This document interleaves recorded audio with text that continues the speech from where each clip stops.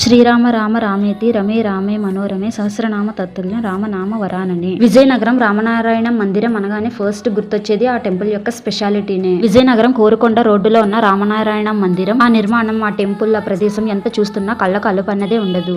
అయితే ఫస్ట్ దీని స్పెషాలిటీ చూసుకుంటే ఈ టెంపుల్ కంప్లీట్ ఓవర్ వ్యూ శ్రీరాముని యొక్క ధనుస్సు అంటే ఆయన ఎక్కుపెట్టిన బాణం ఆకారంలో ఉంటుంది. ఈ టెంపుల్ కూడా చాలా పెద్దది. ఎంత పెద్దది అంటే 15 acres ల్యాండ్ లో దీన్ని అయితే నిర్మించడం జరిగింది. అంతేకాకుండా ఈ మందిరంలో శ్రీరాముని యొక్క కథను బొమ్మల రూపంలో చిత్రించి వాటి కింద అక్షరాల రూపంలో వారి కథను తెలియజేశారు. తెలుగు, హిందీ, ఇంగ్లీష్ ఈ 3 లాంగ్వేజెస్ లోనూ వారి కథను తెలుసుకునేలా వీలు కల్పించారు. ఈ మందిరాన్ని 2 అంతస్తులుగా నిర్మించారు. 2వ అంతస్తులో ఒక చివర విష్ణు ఆలయం, మరొక చివర సీతారాములు దర్శనమిస్తారు. ఆ శ్రీ మహావిష్ణువే రామావతారం ఎత్తినట్టు సింబాలిక్ గా తెలుసుకోవడానికి వీరిని ఇక్కడ ప్రతిష్ఠించారు. ఇంకా ఈ మందిరం సెంటర్ లో 60 feet హనుమాన్ విగ్రహం కూడా ఉంది. ఇంకా ఎక్కుపెట్టిన బాణానికి ఒక పక్క లక్ష్మీమాత, మరో పక్క సరస్వతి మాత కొలువై ఉన్నారు.